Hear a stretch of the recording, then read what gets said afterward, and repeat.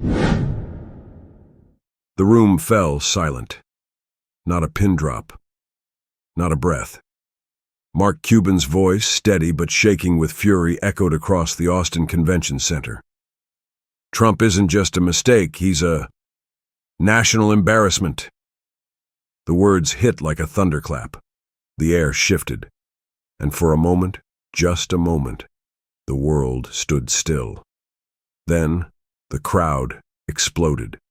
Some gasped, some clapped, others stood, phones in the air, eyes wide, as if unsure whether to cheer or cry. A woman in the front row whispered, "Did he just say that out loud?" Within seconds, the internet caught fire. Cuban v. Trumps was trending on X, on TikTok, on Instagram Reels. CNN cut in with a breaking news banner, and backstage, aides scrambled. Trump's team had already seen the clip, but Mark wasn't done. He walked back to the mic, looked the audience dead in the eye, and whispered the words that would trigger a global media storm. "You deserve to know what he cost us." What did Trump do? What did Cuban mean by cost? And why now? The truth was more painful than anyone imagined. 10 days earlier, Cuban received a call he didn't expect. It wasn't from a journalist, not from a CEO. It was from a young coder, an immigrant tech prodigy he had once mentored through a startup accelerator in Dallas. Her voice trembled. "Mark, we lost the European deal. They pulled out after seeing Trump's last speech in Ohio. They said they don't trust American leadership anymore. I'm ruined." That deal was worth $400 million, gone overnight. And she wasn't alone. In the weeks following Trump's increasingly unfiltered public rants, foreign tech investors were vanishing. Startups, some with years of work, were collapsing like dominoes. Cuban's inbox told the story. A Nigerian founder whose funding evaporated after a Trump tweet. A Berlin-based AI firm citing U.S. unpredictability as the reason they backed out. A Korean team who said they could no longer associate their brand with American ethics. This wasn't politics. This was pain. Real people, real dreams, crushed. Cuban sat in his home office staring at the screen, hands clenched, eyes burning. That was the moment he decided. He would speak out, no matter the cost. But even he didn't expect the backlash that would follow. The Austin Tech Futures Summit was meant to be visionary, new ideas, clean tech, youth-led panels. Mark Cuban was one of the keynote speakers, but behind the curtain, the tension was already boiling. Insiders whispered that Cuban's team had warned organizers he might go off script. Security was discreetly doubled. And when Trump's former campaign advisor, invited for a later panel, caught wind of the rumors, he fired a smug text to his press contact. "Let the billionaire cry. It'll be good for views." Cuban waited in the green room, pacing like a lion. He hadn't rehearsed. He hadn't drafted notes. All he had was car in a folder, fat with emails, signed letters, and screenshots. Every one of them proof of how Trump's image was infecting the global tech market. He clutched that folder like it carried the weight of 10,000 broken dreams. When his name was called, Cuban stepped out under the blinding lights. A standing ovation welcomed him, but he barely acknowledged it. He knew what he was about to say. He knew it would burn bridges. He also knew there was no turning back. What he didn't know was that someone in the crowd was recording everything and had plans of their own. The room had never heard silence so loud. After delivering the now viral line, "Trump isn't just a mistake. He's a national embarrassment." Mark Cuban let the weight of his words hang heavy in the air. He pulled the folder from beneath the podium, held it up. This is not political. It's personal. For every founder who cried in my office. For every investor who pulled out because of him. For every kid whose idea died before it ever lived, because of fear. He opened the folder and read the first name. Sophia K., 26 years old, DACA recipient. Built a sustainable energy platform adopted by 2 European cities, until Trump called climate partnerships a foreign scam. The funding vanished 2 days later. Gasps rippled through the crowd. Cuban kept going. She now works night shifts at a call center in El Paso with a master's degree. A man in the back stood up and shouted, "That's not Trump's fault." Cuban looked him straight in the eyes. "Tell her that. Go ahead. Tell her to her face." The crowd went quiet again. But one person, hidden behind a pillar near the back, was already uploading the full recording. And the moment it hit social media, everything changed. The clip went viral in 47 minutes. By midnight, it had 12 million views. Across TikTok, YouTube Shorts, and X. On Reddit, it hit the top of our politics and our entrepreneur at the same time. Every major outlet, MSNBC, Reuters, even Fox, ran it on loop. And then, at up 2:14 a.m., the first strike came. On a Truth Social, Donald Trump fired off a tirade. Mark Cuban is a loser, always has been, never built anything without riding other people's coattails. Jealousy makes men weak, sad. 2 minutes later, if Cuban spent less time whining and more time building, maybe our country wouldn't be begging China for semiconductors. The next post mentioned Cuba's Shark Tank investments, mocking him for giving away cash to TikTok dancers with no real products. But Cuban didn't reply. He didn't need to. By dawn, his speech had triggered something deeper. Dozens of founders began sharing their own stories. Thread after thread, post after post. Cuban was right.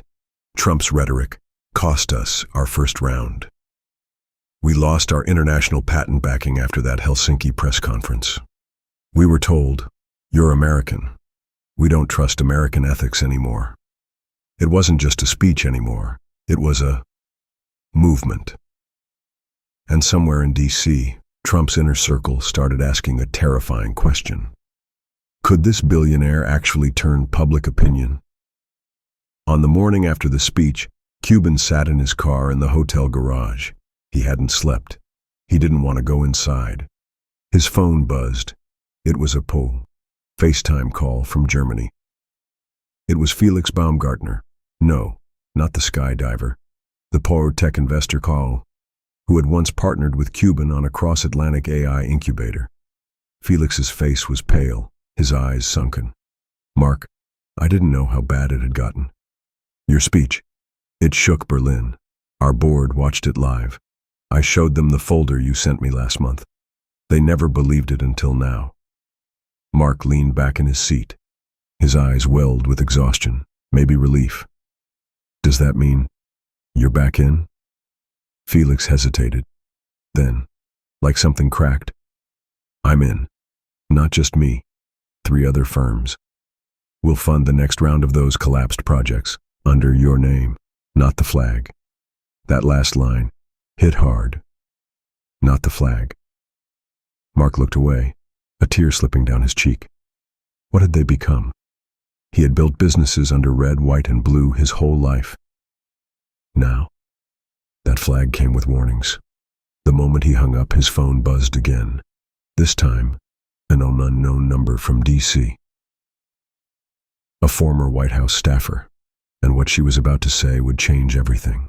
The voice on the other end was low, tired, and cautious. "Mark, I worked in the West Wing for 2 years. I saw what he did to international trust, what he said behind closed doors." Mark froze. "Why are you calling me?" he asked. "Because you're the only one saying it, out loud, publicly, and they're already trying to discredit you." She explained that the night before Cuban's speech, a memo was quietly circulated among conservative PACs and aligned tech lobbies. Its title? Prepare Counter-Response. Cuban Attack Incoming. Inside were bullet points. Cuban's Shark Tank history, false rumors about his bankruptcy, even attempts to tie him to foreign governments. "They were going to smear you either way," she whispered. "You beat them to it." Mark's hands shook. He wasn't naive. He'd been in business long enough to know power doesn't sit still when threatened. But this was deeper, strategic, preemptive. They knew. They all knew. That call ended with 4 chilling words. "Don't go anywhere alone." But it was already too late. A van was parked across from his hotel. Inside, someone had been filming him for hours. 2 days after the summit, the media frenzy hadn't slowed. It had grown. But on the evening of day 3, a new video surfaced. Not from Cuban, not from an ally. It was grainy, filmed with a phone. The footage showed a closed-door meeting in Washington, congressmen, a tech CEO, and a Trump family insider. They were laughing. "Let them cry about ethics," one said. "We're building pipelines through what's left of their democracy." Another, "Foreign markets will still need American servers. They'll crawl back. They always do." And then a voice, clear, unmistakable. "Cuban can bark all he wants. Just means we'll move faster while he's on stage with his folder of feelings." That voice?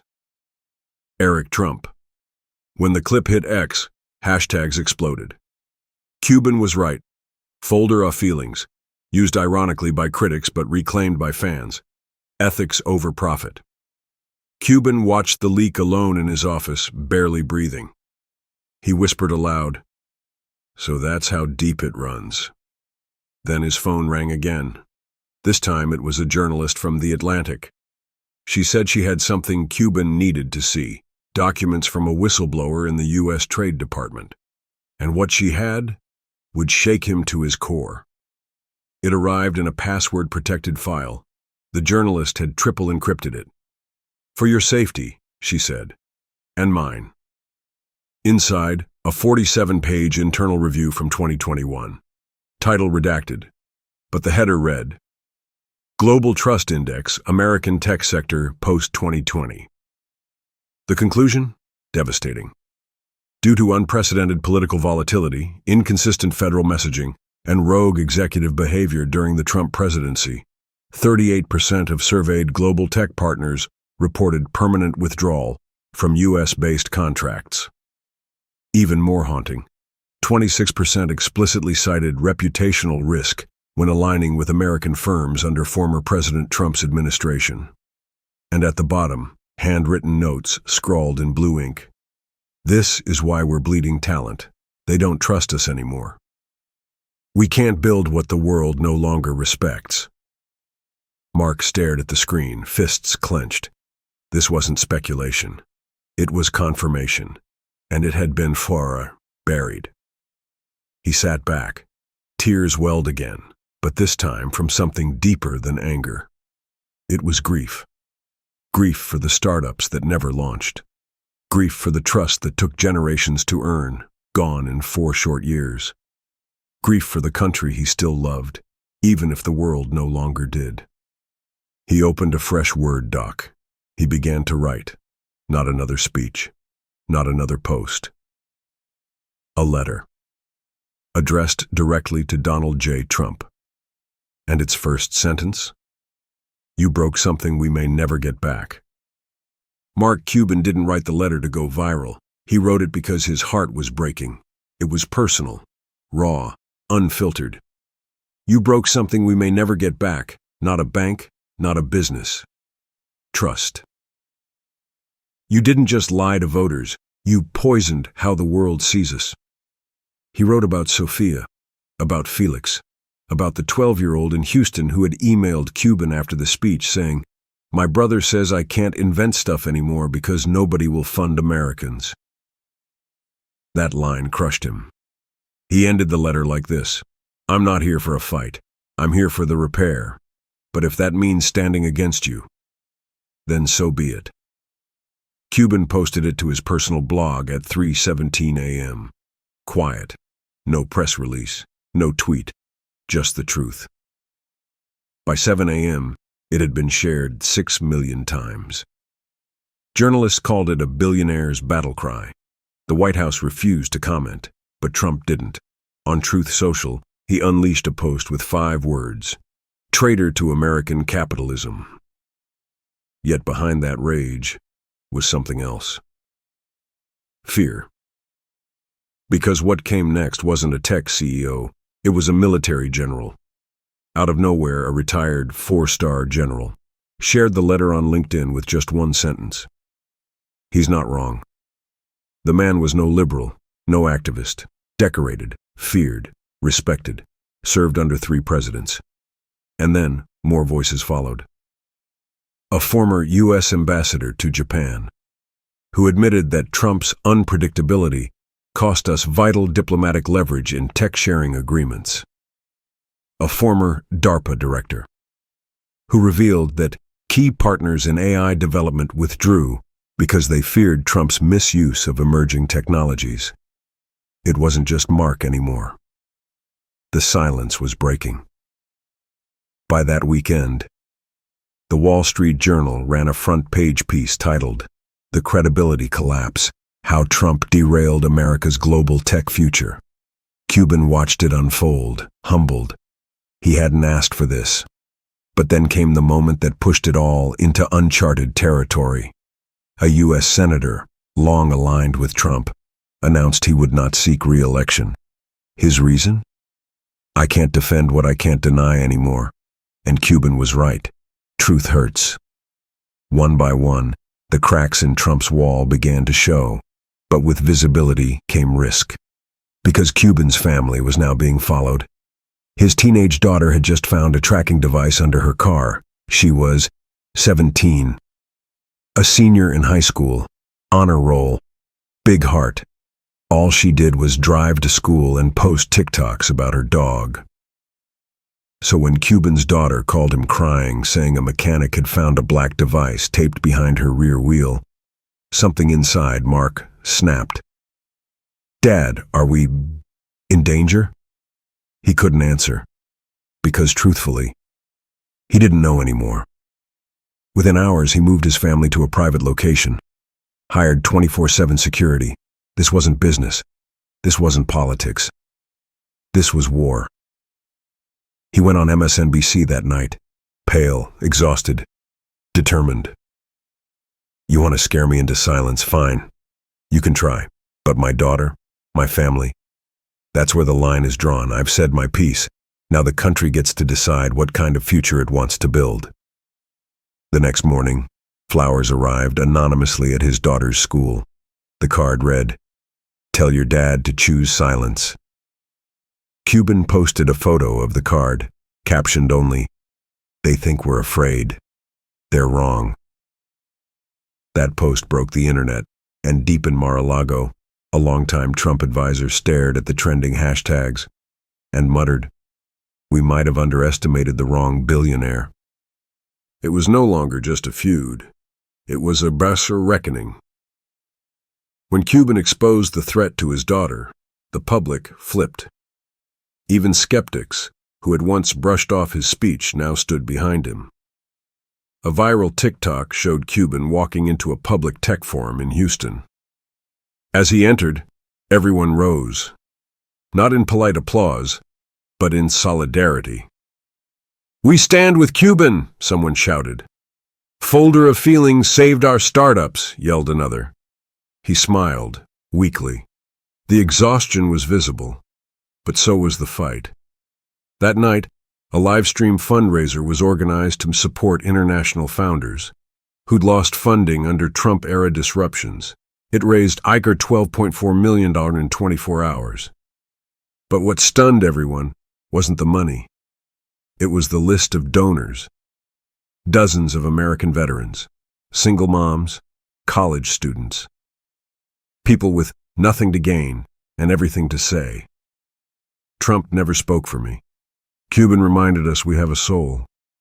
We build. We don't bully. Meanwhile, Trump's team scrambled to regain control of the narrative. He booked appearances on friendly networks, tried to play victim. But something was different now.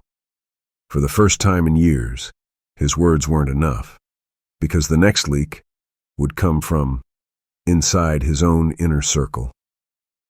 It came from a burner account on Reddit, then it hit Twitter, then Instagram, then the inboxes of 5 major news outlets, a leaked transcript. Private correspondence between a major U.S. telecom executive, and Donald Trump, dated just months before Cuban's speech. We'll keep blocking their funding, starve their startups, let the noise fade. These kids think they're founders. We make the rules. No Cuban, no Gates, just us. The signature? A nickname long associated with Trump's inner tech donor circle, Big Mike. Within hours, whistleblowers confirmed it was real. The telecom giant went dark. Their lawyers issued no comment. And Cuban? He didn't gloat. He didn't tweet. He walked onto CNN with an old photo in hand, a photo of him and a 16-year-old inventor from New Mexico.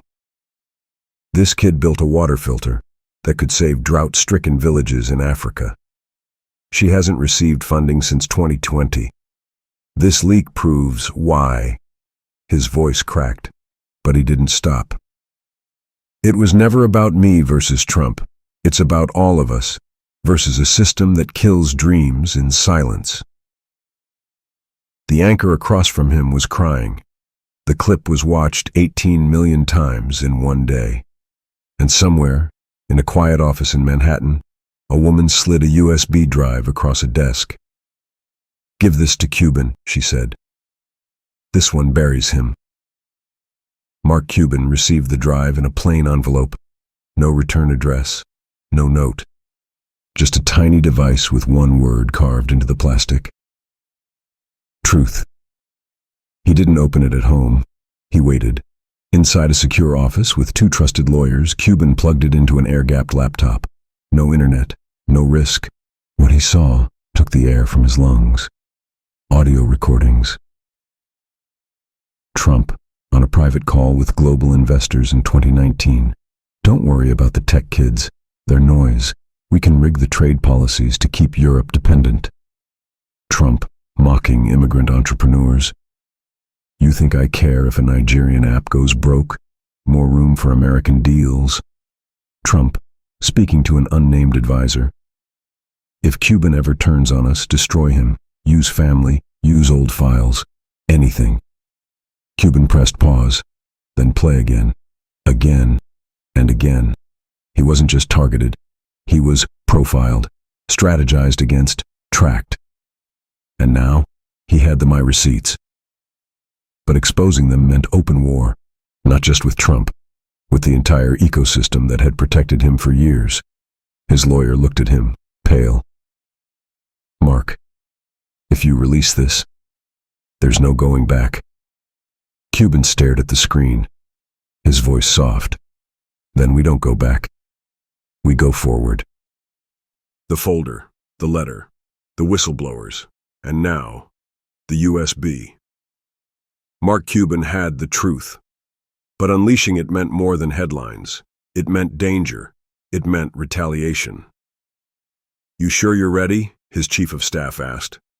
He didn't answer.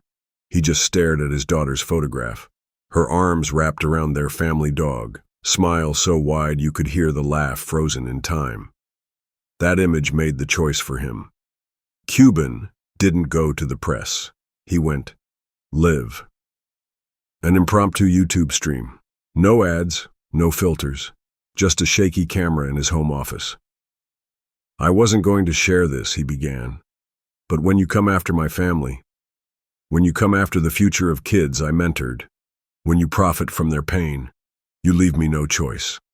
And then he played it, the recordings, the voice of Donald Trump, cruel, calculating, treating human beings like data points to crush, laughing as funding was pulled from immigrant-led startups, strategizing Cuban's takedown like a business acquisition. "I didn't think we'd need it," Trump says in one clip, chuckling. But Cuban talks too much. The feed cut in and out from millions logging on. In under 2 hours, it became the most viewed live stream in YouTube history. And yet, this wasn't the end. This was only the ignition. The fallout came fast. Within 12 hours of the USB broadcast, congressional aides began defecting, leaking emails, memos, travel logs. Tech CEOs who had once been silent were now testifying before ethics committees. European firms reopened talks with young American founders. A surge of donations hit Cuban's new foundation for global startup reparations.